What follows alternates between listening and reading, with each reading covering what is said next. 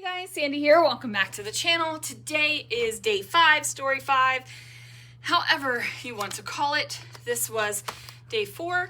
This is going to be the back side here. I have my insects photo developing right now, so let's see what I can do. Alright guys, so I'm going to start off by opening my day 8 of my advent calendar, and on the inside there are some long film strips, and there is this beautiful wood veneer with some trees on it. The trees are definitely going to go into my December project. The film strips, I'm not too sure. I put them off to the side. The trees will not go on today's day, however. I went downstairs to replace the batteries in my insects camera, and I decided to take a picture of this basically huge gnome that is at the bottom of our stairs right now. She is one of those ones that you can lift up and she has long legs, or you can push her down and she has short legs. So this is the new gnome for Christmas this year. Technically we have 2 new gnomes because we bought one when we were in Leavenworth as well. But I guess she is the official new gnome of the year because that's what I wrote in the December project. So I took a picture of her. She's at the base of the stairs. If you can see really closely in the picture in the background, we have our stair gnomes. They're little teeny gnomes that live on the stairs, and they go all the way up. Our stairs go up, and then you turn, and then goes up again. And yeah, we have stair gnomes, but we're not talking about the stair gnomes on this one. We are talking about the big girl gnome, which we have not named yet. I am going to use this circular thing over here to punch out the number 5, and it does give me a hot fit because my creative memory circle punch is just being that difficult these days. I did get it punched out. And I am going to use this gnome face that says Jolly Old Saint Nick, but I do need to find some background papers for this spread.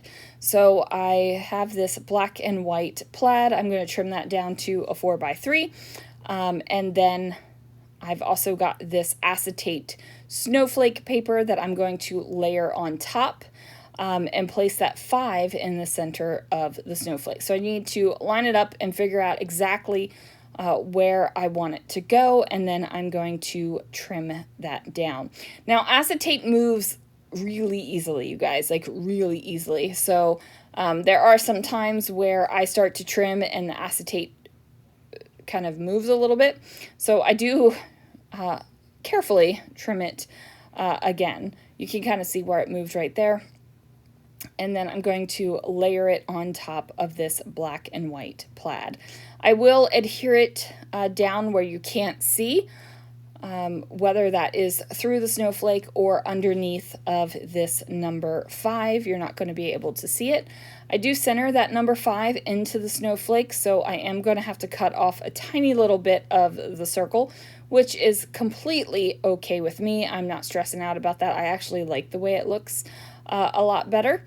And then I'm going to go into my sticky metal things that they like to call adhesive brads, but you and I both know there are no brads because there are no brad tines. You need brad tines to be a brad. These are just adhesive metal decorations.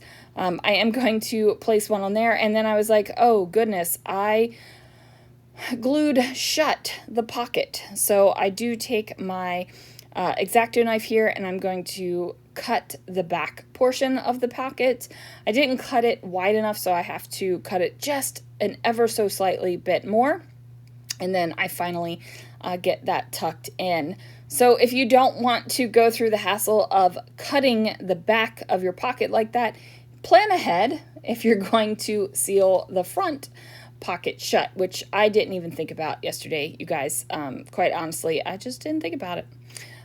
So now I need to figure out a background for my little gnome head, because I've decided I don't want the gray in the background. I'm going to fussy cut the gnome head out and place him on top of this red and white paper. I feel like he needs a little bit more excitement in his life, so I am going to pop him up on some fun foam after I fussy cut him. However, it's still not enough, right? Like I've got this gnome guy just chilling out on this red and white paper, which is really beautiful red and white paper, mind you, but it's not enough. Like, there needs to be more. So I'm going to do a couple things to give me that level of more that I'm looking for. I am going to cut out a green diagonal striped paper so that I have a secondary background color. And then I'm going to trim down that red and white paper just a little smidge, just a tiny little smidge. And then I'm going to take my Distress Edge tool and distress that bad boy up and layer it over top. And I love the way that this turned out. Now, to actually give interest to my little gnome guy, I'm going to use a silicone brush, and I'm taking some Brutus Monroe Glitter Glaze in Scarlet, and I am just brushing on this glitter glaze on the red portion of his hat. Now, I will be completely and totally transparent with you guys. I am not going to sit here and wait for this glitter glaze to dry before I finish my layout. I just don't have the patience for it. Now, I could let it sit for a couple hours and come back, but I don't want to. I want to get this spread done and be done with it. I am not usually a fan of letting my mixed media dry. There are some times where I'm like, yeah, this definitely needs to dry and I'll work on something else in the meantime. However, this is not one of those things. So I do put him down, and then he is going to dry a little bit, but I'm just going to work with him while that glitter glaze is wet and not stress too terribly much about it. I mean, let's face it, I didn't put a hunk of glitter glaze on there, it's just a little bit. So here I am distressing those edges. Now this green striped paper is a Vicky Bouton paper from a couple of her Christmas collections ago. I find it interesting that American Crafts always would let a designer have a Christmas collection and then they would kind of rotate, but they've redone Vicky a couple years in a row now. And I find that really interesting. I find that the collections are very similar. They definitely have the same colors. They're definitely meant to build off of one another and go together. But I like mixing for Christmas, right? Like that is definitely my favorite thing to do, is to mix all of my Christmas products together. So I don't know if now, like currently, and how I scrapbook right now, if I would want to just use one collection in a December project. Right now, that's a big no.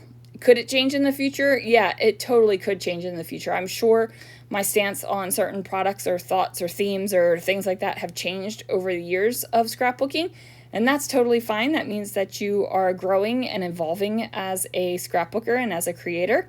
But right now, not my thing. So as you can see, I put some fun foam down and put some Nouveau Deluxe adhesive on the dry side of the fun foam. And by dry, I mean no adhesive whatsoever, because fun foam is a dry adhesive. I'm going to push him down there. And then now I'm just going to figure out how to wrap up this last pocket with the actual gnome on it. So I obviously don't have a place to journal where the lantern is. I did not create myself a place to journal where the number is. And I definitely don't have a place to journal where the gnome guy is. So I am going to have to figure out what that's going to look like on this upper right-hand pocket. So I take my label punch and I punch out a set of labels in white. I actually punched out the set of labels in white because I was thinking about punching it in a different color, and I just wanted to kind of see where it was going to go, and I didn't want to waste the Christmas paper to do that. But ultimately, I end up sticking with the white label and just going ahead and taking my black pen and doing a sketchy border around the outside of it. Now, I also toyed with the idea of using this kind of light khaki colored background. However, that really wasn't doing it for me. Again, I felt like it needed to be more. So I am going to find a good colorful paper to use. It's going to be a green and white diagonal stripe. This is from a Brutus Monroe paper pad from a couple years ago. And I'm like, yes, this is going to be awesome. Now my stripe on this upper right-hand pocket is going in the opposite direction of the stripe on the lower left-hand pocket. And I'm not stressing out about that, guys. Like, I like the way it is. I like the movement on the page. If that stresses you out, you just make sure that you cut your papers in a way that your stripes are all going in the same direction. So I go ahead and put that down, and then I am going to figure out my journaling. Now, I still haven't completely decided what I'm doing with that lantern pocket. I'm toying with the idea of putting sequins just on the inside of the lantern where it would look like it was lit. Because I asked Christopher for his opinion. He was like, oh, is it going to look like it's lit? And I was like, no, I was just going to throw them in the pocket. Overwhelming, not a great response for just throwing them in the pocket. So I got to figure that out if that's something I want to do. No matter what, I'm going to use my fuse tool and seal that pocket shut so the lantern doesn't pop out in any way. But in the meantime, I decided that that striped paper here needed a little bit of something extra. That seems to be the theme of what I've been doing with each pocket here. So I went ahead and used my embossing ink pad and embossing powder and gilded to add that gold around the edge. Also, fun fact, make sure when you're embossing you actually put the lid back on your embossing ink pad. Mine has pretty dried out because I did not do that, and I've got to re-ink the sucker again, and I just re-inked it before this project for this project, so that was kind of dumb. But anyway, I'm going to journal on here that Christopher bought our gnome this year, and that she is a big one, and she stands at the bottom of our stairs. So once I get these in the pockets, except for this little gnome face right here, because he has to dry, that is going to do it for today's layout, you guys. Thank you so much for watching. Thanks for hanging out with me and doing all of the Christmas things in the December project, and I will see you guys again real soon for another video.